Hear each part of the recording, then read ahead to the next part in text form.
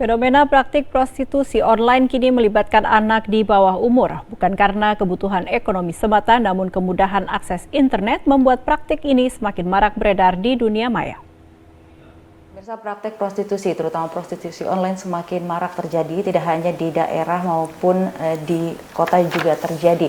Dan praktek prostitusi online ini juga melibatkan anak-anak di bawah umur. Lalu sebenarnya apa saja faktor-faktor dari praktek prostitusi online yang melibatkan anak-anak di bawah umur? Saya sudah bersama dengan Mbak Devi Rahmawati, pengamat sosial. Halo Mbak Devi. Halo Mbak.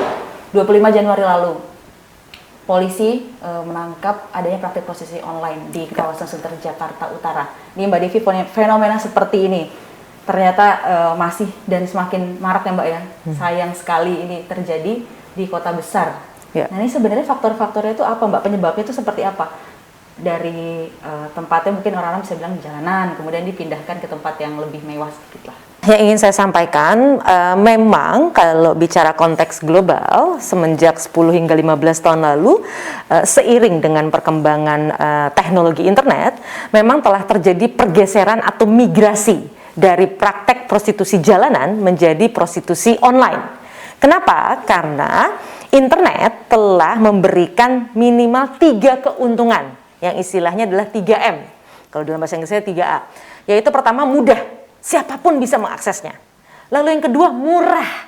Tidak perlu sewa tempat, tidak perlu hal-hal lain, tidak ada cost yang lebih tinggi. Yang ketiga, yang ketiga adalah menyamarkan karena faktor anonymity.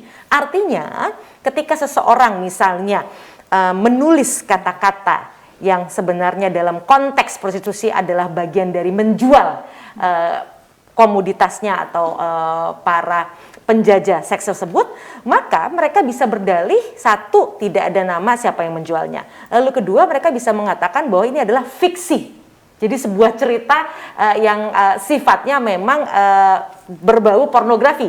Lalu yang ketiga, mereka tidak bisa ditindak secara hukum karena sebagian besar servernya adalah di luar negeri. Nah, ini keuntungan-keuntungan yang kemudian membuat kalau dalam konteks global Eropa bahkan itu 10 hingga 15 tahun lalu sudah terjadi.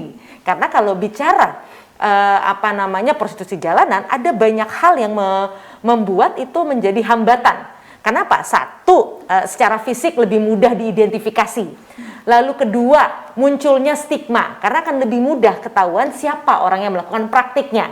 Dan yang ketiga, kalau di dunia offline atau jalanan tentu saja akan lebih mudah mengidentifikasi apakah ini anak-anak atau orang dewasa. Sedangkan kalau di dunia online sulit untuk bisa mengidentifikasi. Jadi keuntungan 3M tadi yaitu lebih mudah, lebih murah, dan menyamarkan. Ini yang menjadi keuntungan kenapa kemudian prostitusi sebenarnya sudah lama kemudian migrasi ke dunia online. Dan mucikari yang kemarin tertangkap tuh Mbak, bisa kita katakan masih muda juga karena umurnya 20 tahun dan dia ngaku sudah menjadi mucikari sejak SMP.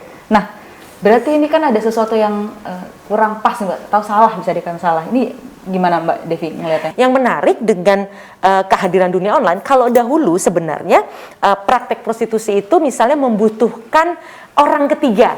Jadi artinya dia membutuhkan satu orang atau satu institusi tanda kutip yang kemudian membantu menjualkan dirinya. Sekarang dalam konteks Eropa yang paling menarik adalah ada yang dikenal dengan istilah part-timer prostitute. Artinya dia paruh waktu. Kalau dulu di dunia jalanan, mohon maaf, orang yang kemudian menjadi pekerja seks komersial biasanya adalah full-time prostitute. Artinya dia full-timer. Karena misalnya mohon maaf sore ke malam itu beroperasi, pagi ke siang istirahat misalnya. Kalau sekarang dalam konteks Eropa ya penelitiannya, di Indonesia sulit penelitian-penelitian seperti ini. Di Eropa itu jelas sekarang profesi utamanya mohon maaf ada dalam penelitian di sana, entah itu dia kerja di institusi-institusi swasta, pegawai pemerintahan dan sebagainya, tapi di saat dia membutuhkan dana, dia bisa kemudian mohon maaf menjual dirinya, lalu kemudian kembali lagi bekerja. Bahkan dalam konteks yang menarik di Eropa, bahkan pasangan-pasangan itu tahu apa yang dilakukan pasangannya misalnya. Ya tadi, karena internet memberikan insentif 3M tadi. Mudah, murah, menyamarkan. Tidak selamanya hanya karena uang yang Mbak, ada karena hasrat hanya ingin memenuhi kebutuhan diri gitu Mbak, semacam kebutuhan seksualnya seperti itu Mbak, kalau untuk anak-anak?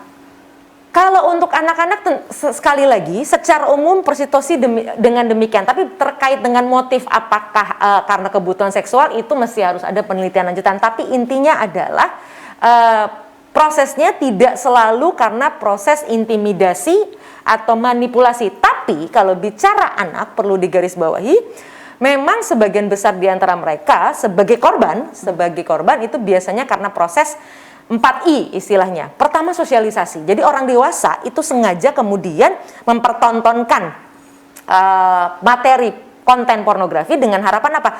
Agar anak-anak tertancap di kepalanya bahwa berhubungan seks itu biasa saja. Itu proses sosialisasi. Sehingga ketika dia diajak, dia sudah tidak lagi melihat itu sebagai sesuatu yang luar biasa. Jadi itu proses sosialisasi. Yang kedua adalah jelas intimidasi. Karena misalnya ditekan urusan apa segala macam, lalu manipulasi bahwa itu misalnya bagian dari kasih sayang, bagian dari perhatian dan sebagainya. Lalu kemudian ya eksploitasi, karena ada yang kemudian mengeksploitasi kalau kemudian karena dia sudah berhasil membujuk rayu anak tersebut, lalu kemudian dia memiliki foto-foto misalnya anak-anak tersebut, lalu kemudian itu diancam. Kalau anak-anak tersebut kemudian tidak mau mengikuti apa yang diminta oleh orang dewasa tersebut, maka foto-foto yang mempermalukan itu akan disebarluaskan. Jadi proses 4I tadi, sosialisasi, intimidasi, manipulasi dan eksploitasi. Itu yang biasa terjadi pada anak-anak. Bentuk sanksi kalau untuk pelaku prostitusi di Indonesia, ini yang pas apa Mbak? Untuk hukum positif? Ya kan sudah ada hukum pidananya, itu nanti bisa dikonfirmasi kepada ahli hukum. Tapi yang pasti adalah kalau dalam konteks anak, menurut hemat saya yang perlu dikenakan sanksi juga adalah orang tua. Karena apa? Anak tidak semestinya kemudian anak baik dia sebagai pelaku ataupun sebagai orang yang dijajakan adalah korban. Karena ketidakpahaman mereka, tidak adanya kontrol sosial dari orang-orang dewasa. Yang harusnya dikenakan sanksi adalah orang tua dan orang tua di sekolah misalnya. Jadi orang-orang tua baik itu guru ataupun orang tua di rumah, karena gini, anak oke di rumah, tapi dia juga lebih banyak sekarang saja lagi pandemi, semua orang di rumah. Tapi kalau tidak kan lebih banyak menghabiskan waktu di luar tanpa pengawasan. Atau ya tadi orang tua di rumah juga atas nama pola asuh yang salah kaprah, karena melihat bahwa orang tua yang modern adalah orang tua yang memberikan akses yang luas pada anak-anaknya. Bahwa ketika anak-anaknya tidak punya kuota, artinya saya orang tua yang melarat. Padahal tidak demikian gitu, artinya orang tua harus terus-menerus dialog dengan anak, yang mana itu sulit sekali karena kita orang tua, saya sebagai orang tua juga punya pengalaman, karena kita sibuk dengan kompetisi ekonomi, jadi kadang-kadang memang sulit menemukan waktu misalnya untuk berdialog dengan anak. Makanya jalan keluarnya sederhana, harus masuk di kurikulum nasional. Kenapa? Kalau kurikulum nasional tidak ada anak satupun yang tertinggal, karena semua yang sekolah berarti dapat pelajaran yang sama.